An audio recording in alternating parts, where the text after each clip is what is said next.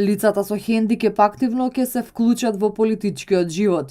Ова е пораката која што беше упатена од дебатата посветена на правата на лицата со попреченост која што се одржа во собранието. Учествува представници на интерпарламентарната група за правата на лицата со хендикеп, собранискиот спикер како и представници на ОПСЕ во земјава.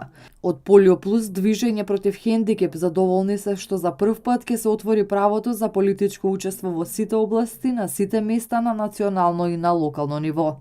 Потсетувајќи ја државата дека како и за останатите заедници, така и за заедниците на лицата со хендикеп треба да создаде мерки, треба да покрене акции кои што ќе значат наше активно учество во политичкиот и јавниот живот, а се во насока и во согласност со Конвенцијата за правата на лицата со хендикеп, која што нашата држава ја ратификува во 2011 година. Според председателот на собранието, потребно е да се укаже на целата јавност дека сите граѓани се рамноправни и дека ќе ги поддржи заложбите за исполнување на правата на сите. До сега не биле третирани во смисла на политичкиот ангажман моженивен, а како граѓани ги користат сите права, односно обврски по однос на избор и да бидат избрани.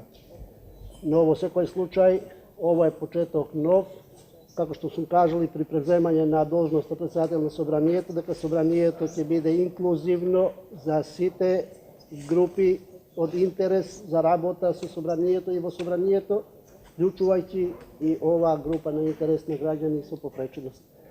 Председателката на интерпарламентарната група Фросина Ташевска-Ременски посочи дека ќе им бидат сојузник на лицата со хендикеп при исполнување на нивните права. Во нас може да најдат сигурен и искрен сојузник кој што ќе биде насочен во делот на детектирање на промена на легислативата за подобрување на практиките и правата и во делот на влијание и мониторинг на имплементација на законските обврски од страна на институциите и државата.